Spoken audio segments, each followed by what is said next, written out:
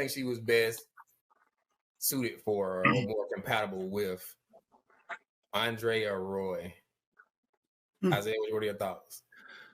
My thoughts is I think she was more compatible with those dolls that she made. This lady, Celestia was just all over the place for me for what she wanted in a relationship.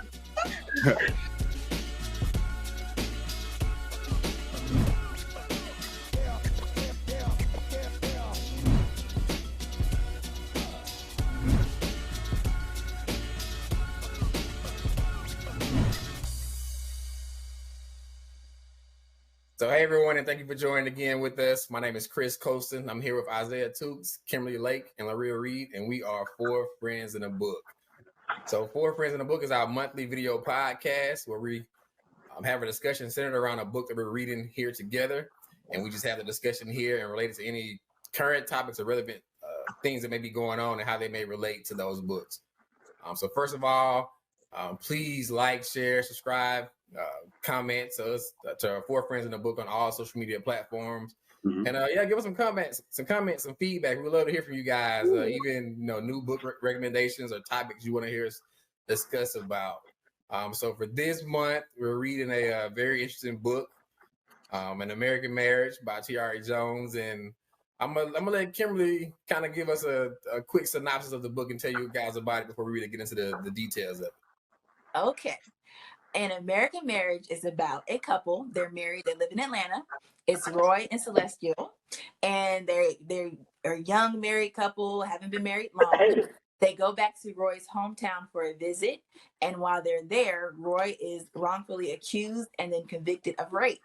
So he is sent to jail, and the book basically goes through the changes and the struggles of their relationship as a result of that conviction, and it's some surprising twists and turns, but I don't want to ruin all of it for you. But that's basically the synopsis of the book. Mm-hmm. Spoiler alert. Spoiler alert.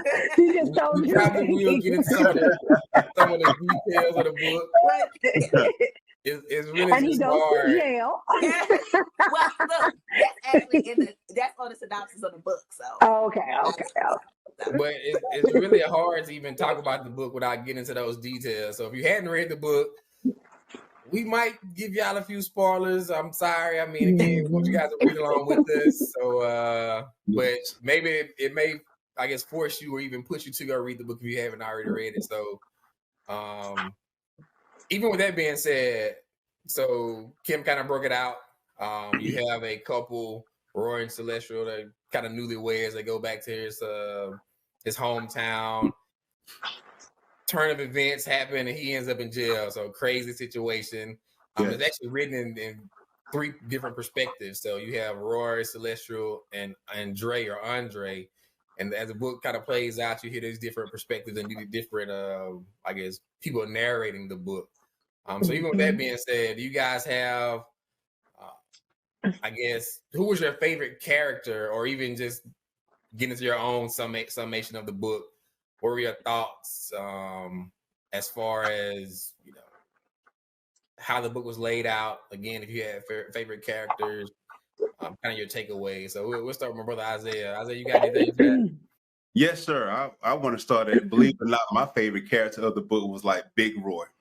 And the reason I like Big Roy, because one, he raised Little Roy as his own son.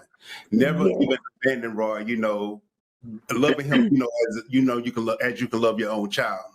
But Big Roy could only do so much when Little Roy went to prison. And even when Little Roy was released from prison, Big Roy even encouraged Roy to, fight for his marriage, and even provided the means for him to get from Louisiana to Atlanta, to go and see his wife, to see what he can do to recover, the lost times that, that he spent away in prison. And, Big Roy actually instilled a lot of values, as well as to his mom, Olive, into Little Roy. And, we saw those values of him, going through the book. So that's why that's one of my favorite characters of the book. Wow. Yeah. That's good. Mm-hmm. Laria, you want to go next? Yeah, sure. Well, Roy was my person, of course. The main character. I really like him for his resiliency, because having never been to jail, you're a Morehouse graduate, you really try to get out, make your parents proud. You get married, you have a good job. You're really trying to better your life so that you don't become a blackmail statistic that's in jail. And you go through all these things, do the right thing, and still end up in prison. And for him to go to prison and survive, do well, and be able to come out and try to really regain what he can without losing his sanity, I believe is to be commendable. I enjoyed, like I said, the resiliency of him throughout the book. He was always trying to keep his marriage together. He just always tried with everything, even with the twists and turns of his roommate in jail. I want to say that just everything about his life, you just see resiliency all throughout it. And I think that that's to be commended, because I know so many Black males who try to do the right thing, but for some reason something happens, or but nothing could derail him from what I could see in the book to get him off course. So yeah, it's just the audacity of hope, so to speak. I like that. Yeah. That's good. Ken, we'll come back to you for kind of a quick. I know you kind of introduced the book, but who were your favorite characters? Well, look, it might not be popular, but my favorite character is Celestial, because I can relate to her on the being like free spirited and creative. Like when she talks about her passion about making her dolls and all this stuff, like I can relate to that, and I can relate to her, just her journey of how she started out. At the end, she had her store and she was successful. And I have dreams of my film career and all this stuff, so I can kind of relate to her as a creative and a free spirit, and like pursuing. I liked how she pursued what she wanted to do, and she really became successful at it. So I like Celestial because of that. So. Okay, that's good. Yeah, I mean, you guys all have good points. I mean, even when Isaiah talking about Big Roy, he, again, not to give too many details of the book, but he is the father of Roy, which is one of the main characters in the book. But he actually he takes on this role that you don't really find out about until later on in the book. So I don't want to give out too many spoilers, but I mean, he again, just old school father. You can just pick up the tone, just soft spoken, but just power and wisdom behind his words. Right. Maria mentioning Roy. Seeing that journey, that progression of him going from a college playboy, running Morehouse to, get into his career, getting married, wanting to start a family, and then it's just unforeseen event happens. Now he's in jail, and his life is just turned upside down. And that was very interesting. Even Celestial, again, a very prominent character throughout the book. Her journey, even some of the backstory, the history of her that you kind of find out as you read the book, and just the kind of the struggle she's having with herself, and her husband going to jail, and her childhood, her parents. It was a very good book. Really good book. And so even with Celestial, and we kind of segue to the next point, because, and again, this might be some spoilers if y'all haven't already read the book. It's hard to really talk about this without getting into the details. Right. So the book, American Marriage, it starts out with Roy and Celestial being married. Roy goes to prison, and somehow Celestial ends up with Andre. Interesting. So Andre is a childhood friend. They grew up together from their youth. They grew up in the same neighborhood and just had been best friends throughout their their childhood and adulthood. But again, with those turn of events, somehow they end up in a relationship. So what are you guys' thoughts on that concept, or even how was that shocking to even get to that point in the book and be like, I wasn't expecting that. Ken, we'll come back to you. Like, what were your thoughts about that turn of events, and then, seeing that Celestial, especially since she's your favorite character in the book, now she got a husband and a boyfriend. Yeah, she did. Well, I'll say this. Reading the book, for one, I don't think Roy and Celestial should have ever got married. I don't think they That's were true. ever compatible That's from the true. beginning. So I think that the turn of event, I mean, I honestly believe if he didn't go to jail, I think they would eventually separate. Yeah, the divorce. Yeah. They That's just true. weren't compatible. They were on two different paths. They had two different goals in life. And like, as you know, well, I assume being married, you need to be on the same page to have a successful marriage. So Right. I think that it wasn't shocking. I was surprised. I mean, and then Roy, I mean, not to be spoiler. Well, sorry. Anyway, spoiler. Just give it to him. Give it to him. But even him being in his marriage, like he still had his little playboy ways, like trying to get numbers and getting your wife lingerie and somebody on the side is saying lingerie tells me you're cheating on your wife even while you're married. So I'm like, I don't think they just really had a good marriage to begin with. So it's not shocking that she ended up with her childhood friend. So that's Got it. Okay. But just to add to that, the whole fight and the whole reason he went to prison was because they were arguing.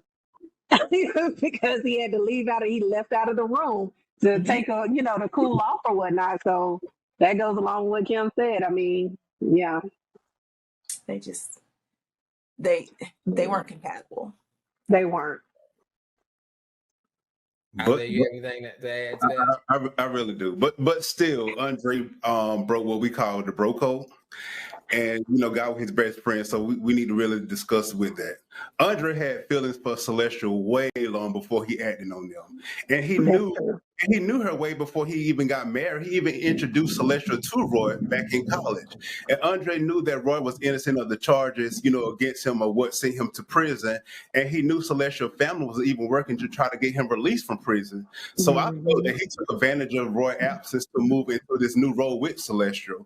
And I even remember like a dinner within the book that Celestial dad was even telling, Andre and Celestial, like, why did y'all wait until Roy went to prison to start this new romance? Like, you had all the time in the world before you even met Roy to act upon this, romance. And, she may have even been strong in her business life, like what Kim said, but, in her personal life, she seemed like a very needy woman. And I can't even respect Andre, because how do you prey on your friend's wife while he's incarcerated? Like, I just can't get with that. And maybe I got too invested in the book, and it just turned my whole on that part of it. I think if she was needy, Roy was also insecure too, like on his end, because he was always like, I'm not like he just was always insecure about her upbringing, her family's money. So I just think like they just was not compatible. I think they had attraction, sexual attraction, whatever. But as far as like being a couple and really making it, I don't think they would have made it anyway. That's true. Yeah, I think you do have a good point. I mean, again, that is kind of against bro code. So, Andre is actually the person that introduced Roy to Celestial. Kind of a random, I guess, introduction. But that's how they actually met. And then, so again, he circles back around, and now he ends up with her.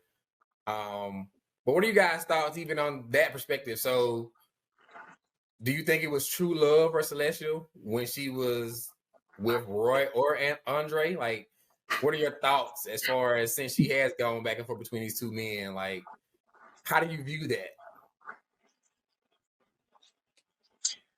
I'm just thinking. I see that look on your face. I think eventually at the end of the book, look, we keep doing the spoiler, but whatever, it's a book review. We just have to, where everybody gets where they're supposed to be with their spouses or their mates or who they're with. I think really in actuality, that's who they were supposed to be with from the beginning.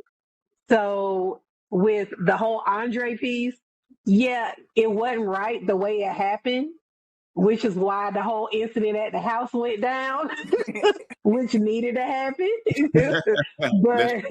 but I don't know why I'm talking in circles, but if you read the book, you know what I'm talking about. But I believe that that Andre, he was very wrong with how he did it. Just if you want to be with somebody, go on and close that door and then open the new one. Don't have this man in prison, you know, and you know he's innocent.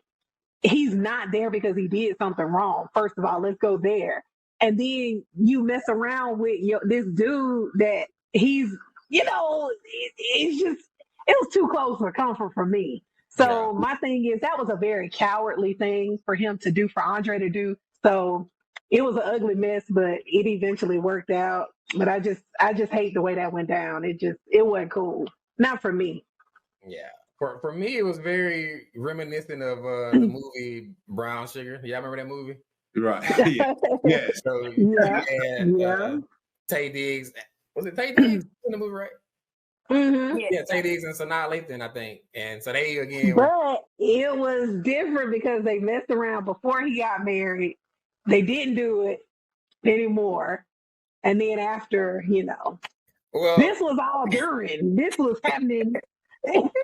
But again, to Isaiah's point, like Andre knew, and even I think something happened during their prom, if I remember correctly, because I think Andre and Celestia went to prom together, and they had a kiss or something. So it was still, again, you have this childhood friends that you kind of teeter the line as far as, you know, friendship, you know, romance, relationship type thing. And again, when I read the book, it kind of reminded me of the movie Brown Sugar, how, you know, you had childhood friends that actually end up together. So that was kind of interesting to me. I think kind of like Maria, everybody ended up with who they were supposed to be with, really. I think with Celestial, she just wasn't, because her dad used to always tell her, like, growing up, like, Andre's your husband, like, that's who you need to be with. Mm-hmm.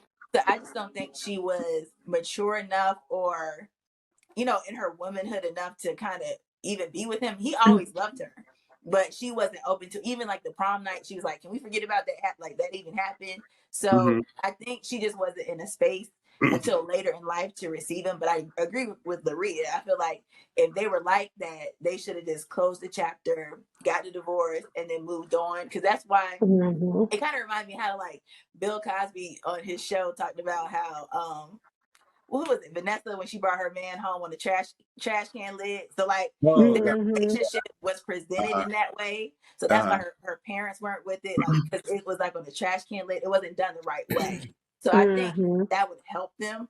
But I think they just ended up who they were supposed to be with in the end. So right. It was messy how it got there, but it got there.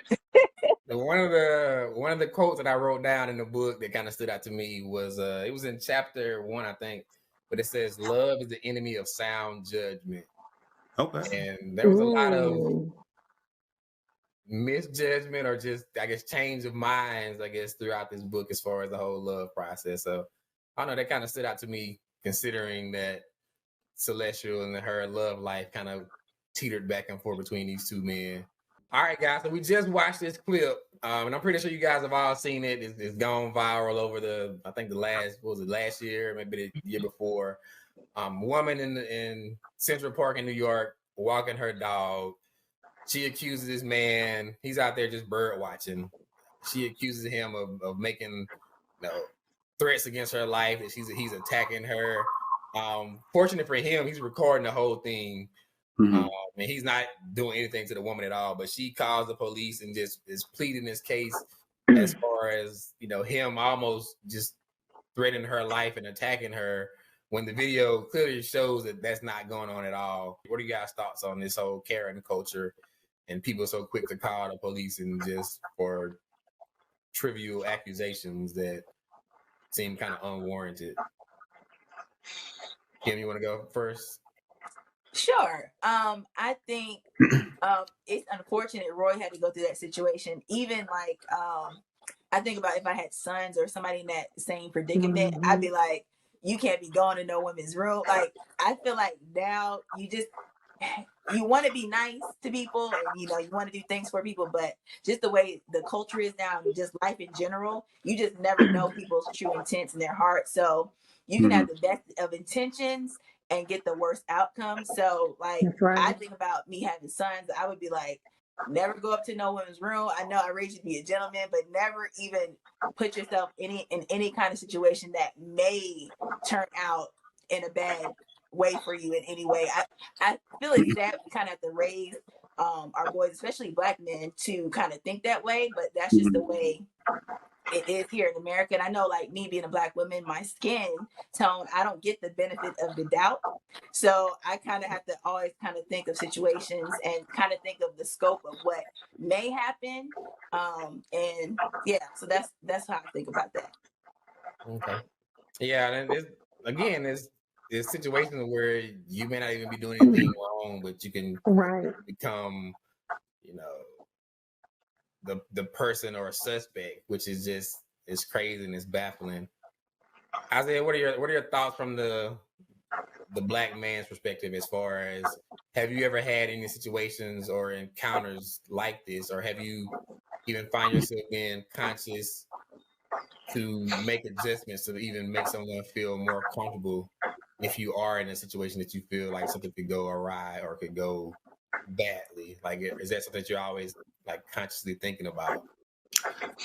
I've never per se been into a Karen situation, but I do find myself consciously, thinking about the person next to me, even as far as like with our appearance. It seems like that we even have to scale back our facial hair, our natural curls, to even get the same, respect. But this is our natural hair. This is what God gave us. And, it's even a bill out now that's saying that you can't discriminate someone, based on their hair type, based on an interview. And it seems that we always have to conform to the world standards of what people think that we are. So we have to jump through higher hoops, speak more clearly, have more degrees, just to get the same opportunity of the next person next to us. And I think that, this is the world that we live in, which is not always right. At this point, I don't know what the rules that we have to play, to get the same level, of experience. But, it's unfortunate that we have to actually go through this. And this is 2021. So we are still fighting for the same rights and the same privileges our parents and our grandparents fought, so many years ago. Yeah, Sure. yeah. Even like you mentioned your appearance, and also perception being reality for a lot of people. So how someone perceives you can really change the outcome of how they view you, and could literally become their reality, even though they're just looking at you from a different lens. That's true. Yeah, that's wow. Maria, what are your thoughts? Yeah, I got like 8 million going in my head, and I'm trying to pick out which one to pull. But I feel like with this woman in this clip, for some reason, this must have worked for her before, for her to be so bold, to do it just so blatantly. And it's just so mind-boggling that someone would do that. You know what I'm saying? Just because somebody's color of their skin is darker than another person. It just doesn't make sense to me, but I understand. And first of all, I was like, oh, it was a black dude looking at birds. Like, I didn't know of any. That was my first reaction when I first saw it. I was like, a brother's looking at, okay, all right, that's different. So we can bird watch. Yeah. Right. I'm like, what bird is he looking at? So yeah, okay. Hadn't heard of that before from a black man, but that was cool to know. But anyway, the whole situation was just, that could have gone way left real quick if if there was no recording, if an officer was trigger happy and didn't feel and felt like, this woman was telling the truth. That could have gone so far to the left, kind of like the whole Tulsa situation, the Emmett Till situation. Thank God for technology, but at the same time, we have to be responsible for what we say and what we do to people. And even as a black person, I have to be responsible for what I do. And what it does is it makes, for me, I'm not as quick to call for the police to come because I don't want it to get out of control, or I don't, I'm thinking way ahead of things because I don't want to put this person in, and it shouldn't be that way. Yeah. So that's just kind of the way that's some of my thoughts. I got about 8 million, like I said, but that's the main gist of what I was thinking about. Yeah. It's crazy. We're still talking about these same things, but we got to keep shining the light on them. We got so much more to go, and so we just all have to play our part to do better and kind of continue to have the conversation and advance the conversation that we can maybe bring about the change that's needed. So. Mm-hmm. All right. So look, good segue. And we're actually gonna get to our favorite segment of the show. You know, we have it each show, which we call the rant.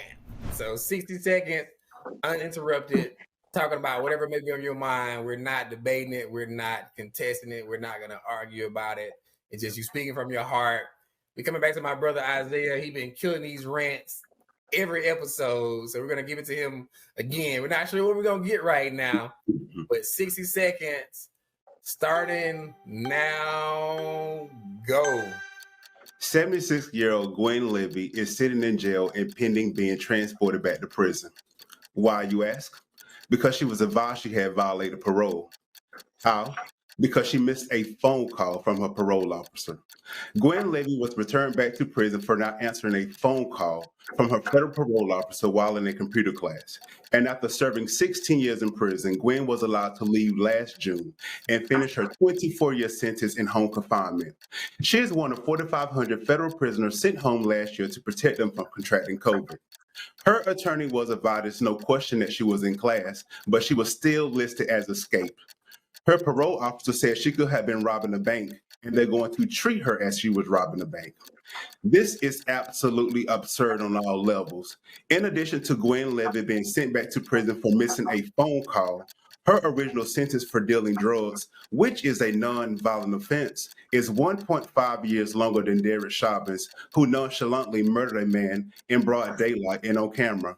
And in the words of the late Justice Thurgood Marshall, we have to become part of a system to destroy it. And that's that on that. Criminal system is not always about justice. It definitely needs some overhaul and some work. And so I think we all have a part to play in that as far as trying to make this thing better and to play our role, whether it's being serving jury duty or whatever else you need to do to kind of Sure. So, all right. So look, Four Friends in the Book podcast. Again, we're bringing you books. We're bringing you relevant topics. We're trying to relate these things together, and we're just kind of talking amongst friends. So, our book of this month, we just wrapped it up. So, Isaiah, tell them about the book we're going to be doing for next month. Hey guys, before we let you go, we want you to join us in our next episode as we dive into Touré Roberts' book, Wholeness. This book will elevate your sense of fulfillment, produce healthier, more rewarding relationships, and position you for success. You don't want to miss it. L'Real, when can they tune in? You guys can tune in with us every third Thursday of the month right here on our podcast. And Kim's going to tell you about all of where you can see us, but every third Thursday. So make sure you put us on your calendar and your phone. And make sure you follow us on social media. We're on Facebook and Instagram as Four Friends in a Book. And if you're not subscribed to our YouTube channel, what are you doing? So hit that subscribe button. We're trying to get to 1,000 subscribers. So help us get there and make sure you check us there. And we're also on Spotify, Google Podcasts, and Apple Podcasts. So make sure to check us out there. So again, thank you all for joining with us and tuning in today. Hey, let's read, let's learn, let's grow, and let's have a discussion here on Four Friends in a Book. Thank you. Thank you. Bye.